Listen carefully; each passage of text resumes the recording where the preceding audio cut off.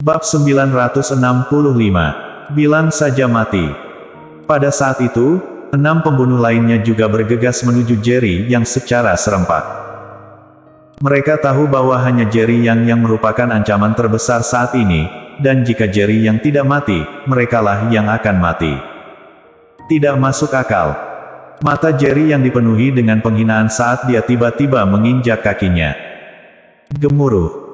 Hanya ledakan keras yang terdengar, bumi bergetar hebat, dan hanya beberapa batu yang terguncang di depan Jerry yang bunuh. Jerry yang termenung, dan puluhan batu terbang langsung ke arah si pembunuh. Puh. Detik berikutnya, 7 pembunuh puncak alam raja langsung dihajar menjadi sarang lebah oleh batu-batu yang berterbangan. Pada titik ini, ke-10 pembunuh Red Dust yang datang untuk menyerang kali ini telah mati. Di udara, bau darah yang kuat memenuhi udara, dan para pejuang wilayah perang kota Yan, satu persatu, menatap dengan mata terbelalak, wajah mereka dipenuhi dengan ketidakpercayaan. Para pembunuh Red Dust yang hampir memusnahkan resimen mereka semuanya sudah mati, semuanya dibunuh oleh satu orang. Menghadapi Simon dari setengah langkah ke alam dewa, Jerry yang benar-benar hancur. Adapun 7 ahli puncak alam raja yang masih hidup, kematian mereka bahkan lebih sederhana. Jerry yang bahkan tidak menyentuh tubuh mereka, dia hanya menginjak kakinya, dan batu-batu kecil yang tak terhitung jumlahnya terpental, langsung membunuh kelompok itu. Ini. Torodong juga terdiam beberapa saat, dan kekaguman batinnya pada Jerry yang semakin kuat.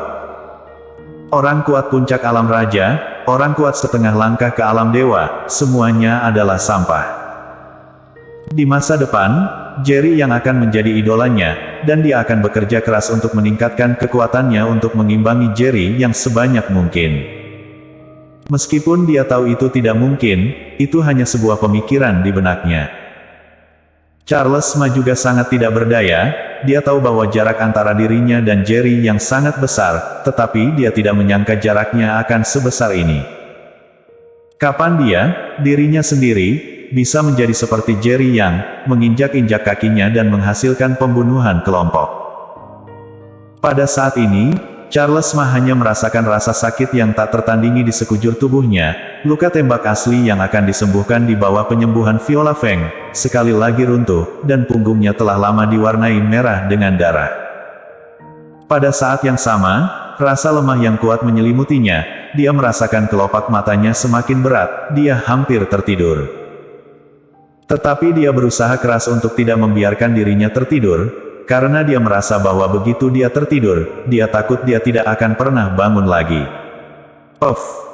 Tiba-tiba, seteguk darah muncrat dari Charles Ma, dan napasnya menjadi sangat sesak.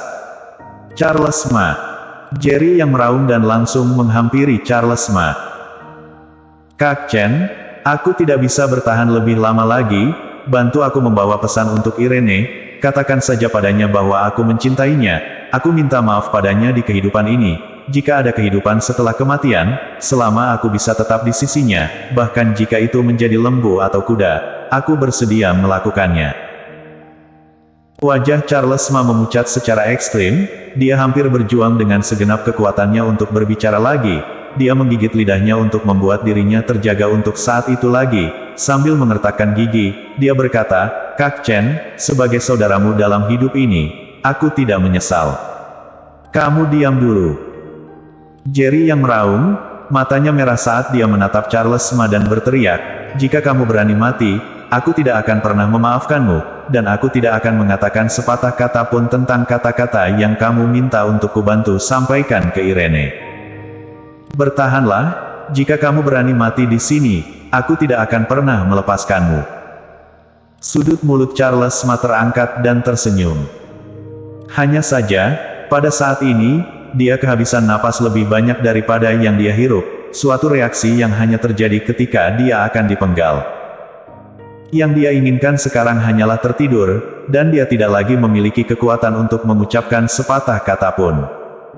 Viola. Jerry yang tiba-tiba berteriak ke arah Viola Feng. Viola Feng sudah terluka parah setelah ditampar oleh Simon ketika dia menyelamatkannya sebelumnya.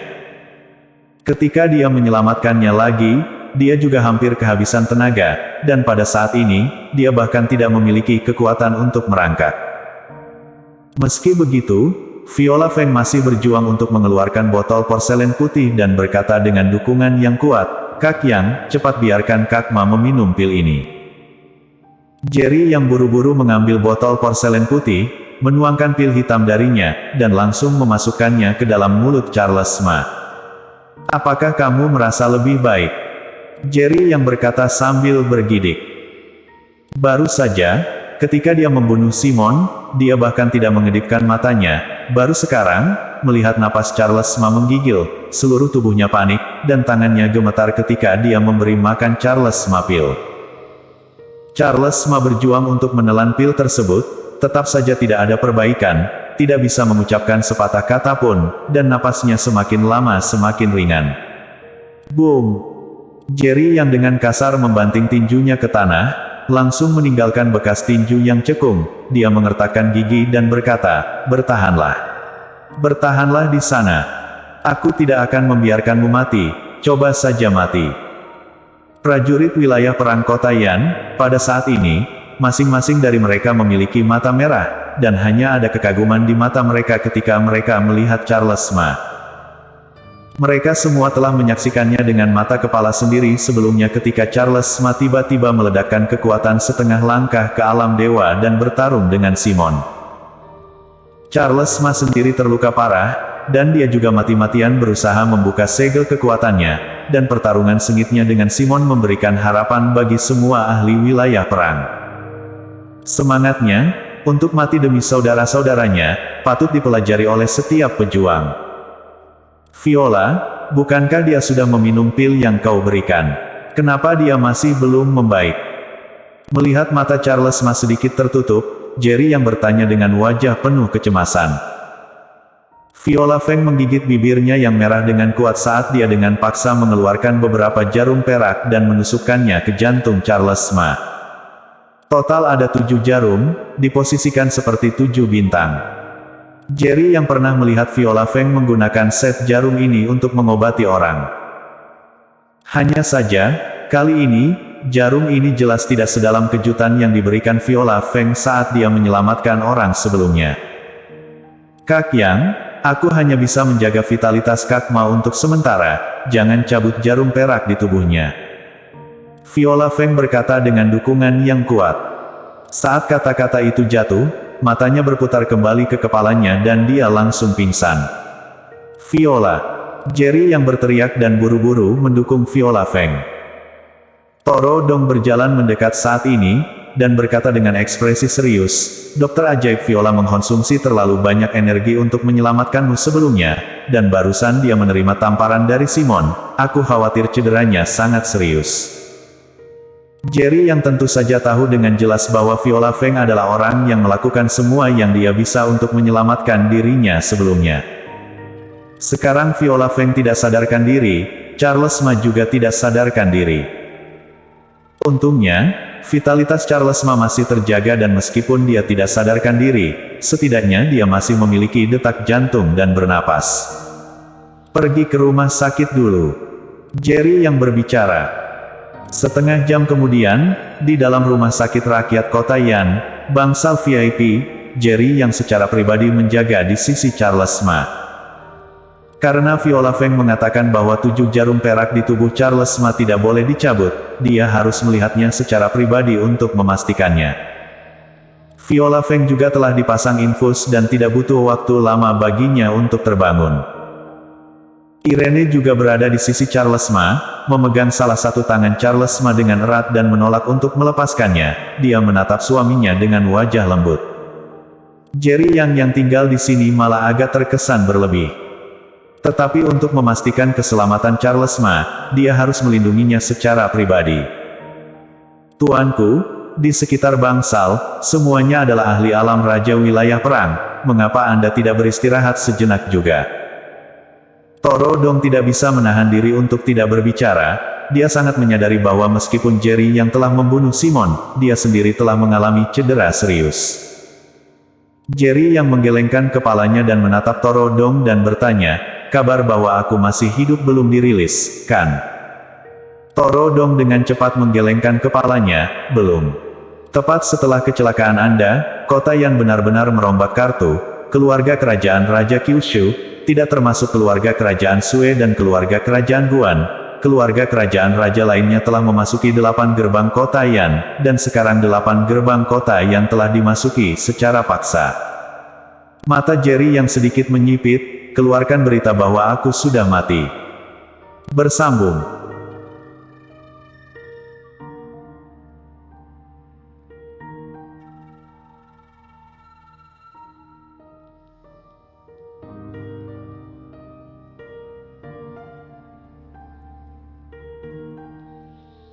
Bab 966, Kebenaran terungkap. Dan mengatakan Jerry yang sudah mati. Dalam waktu sesaat, Torodong mematung, apa yang sedang dilakukan Jerry Yang?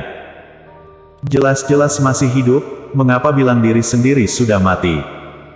Tiba-tiba, ia memikirkan sebuah kemungkinan, dan berujar dengan wajah terkejut, Tuan, apakah kamu sudah melakukan keputusan untuk mewarisi desa Emperor?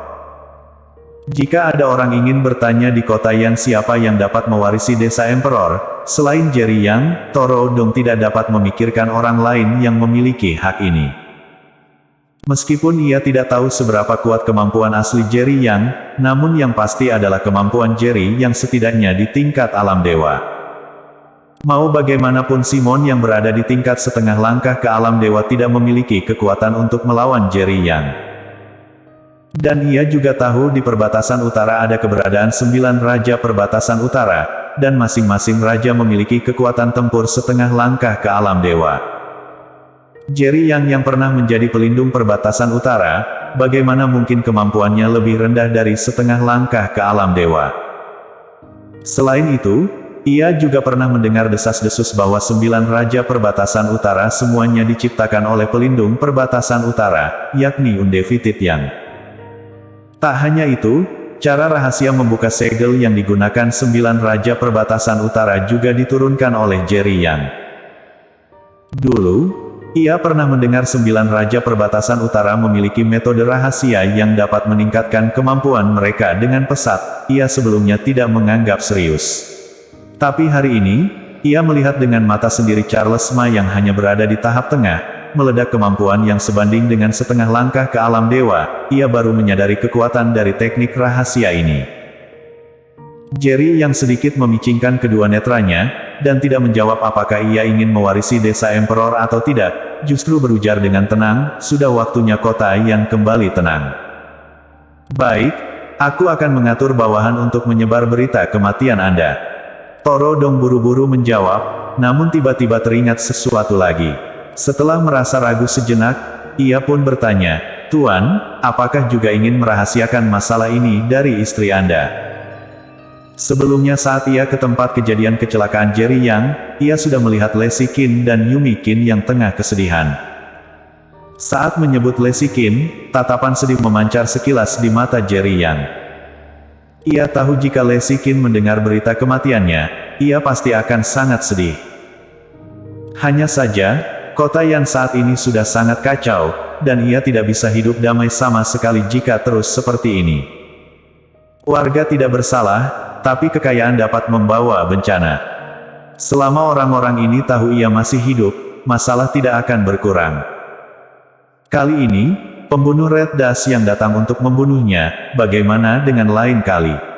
Apakah ada orang akan mencari pembunuh yang lebih kuat untuk membunuhnya?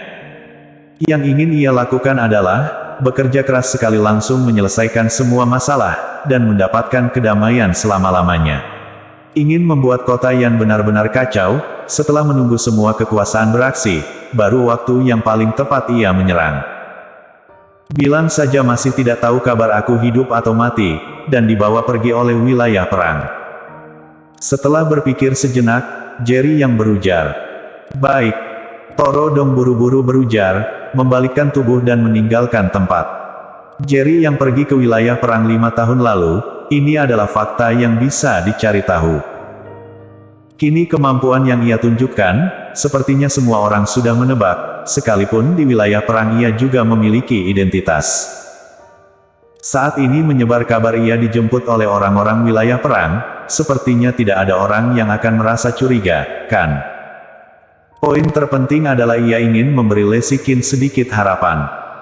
Ia tahu dengan jelas orang seperti apa Lesikin ini.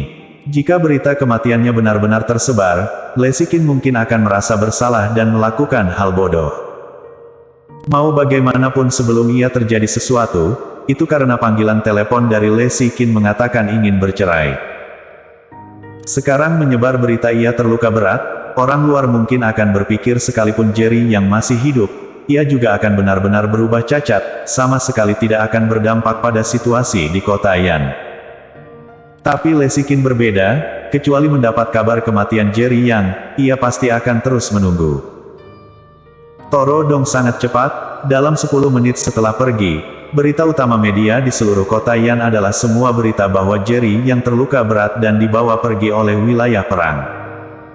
Berita ini langsung membuat heboh seluruh kota Yan. Tidak hanya kota Yan, 5 keluarga kerajaan juga mengetahui berita tersebut, dan banyak orang yang merasa terkejut. Kota Yan, di dalam villa puncak awan. Lesikin mematung duduk di sofa, air mata sudah lama mengering, pikirannya penuh dengan gambaran tempat kejadian kecelakaan, begitu pula dengan Yumikin. Saat ini hatinya hanya merasa bersalah, tidak ada pikiran lain. Dua wanita ini sama-sama tersiksa, merasa sangat bersalah. Jika mereka tidak diawasi, mereka sudah pergi ke lokasi kecelakaan untuk menunggu. Kak, kamu tidak perlu khawatir, kakak ipar pasti akan baik-baik saja. Ia begitu hebat, hanya kecelakaan mobil tidak akan merenggut nyawanya. Meskipun Yumikin sendiri sangat sedih, tapi ia tetap membujuk Lesikin, lagi pula ia juga berjanji kepadamu akan melindungimu dan Feli selamanya, ia pasti tidak akan mengingkari janjinya. Dalam waktu sesaat, Lesikin merasa semakin sedih, dan berujar dengan sedih, ini semua salahku. Jika aku tidak marah dan membahas masalah cerai, ia tidak akan tiba-tiba menghentikan mobilnya. Jika bukan karena tiba-tiba menghentikan mobil, tidak akan terjadi kecelakaan mobil, dan hal-hal selanjutnya juga tidak akan terjadi. Sembari Lesikin berujar, ia sembari mengulurkan tangan dan menamparkan wajahnya dengan keras beberapa kali. Kak, kamu jangan seperti ini. Jika ingin bilang siapa yang salah, semua ini salahku. Tidak seharusnya aku menimbulkan masalah, aku sendiri yang bodoh, kakak ipar juga tidak bisa menahan diri dan menamparku, hanya sekali saja. Ia begitu baik terhadapku, memperlakukanku seperti adik kandung, aku justru marah karena ia menamparku. Yumikin memeluk Lesikin dengan erat, jikalau tidak, Lesikin akan terus menamparkan dirinya. Ia menangis dan berujar, jika bukan karena aku, hal seperti ini juga tidak akan terjadi. Kakak adik ini saling berpelukan dan menangis. Pada saat ini, seorang polisi wanita berseragam datang dan berujar, kita membutuhkan video CCTV di sini, tolong berikan kepada kita, supaya kita dapat menyelidiki urusan suami kamu. Mendengar apa yang dikatakan polisi wanita itu, Lesikin langsung mematung. Ia masih tidak tahu ada CCTV di rumahnya. Yumikin seperti menyadari satu hal, benar, ada CCTV di dalam kamar. Tidak lama, CCTV diambil keluar.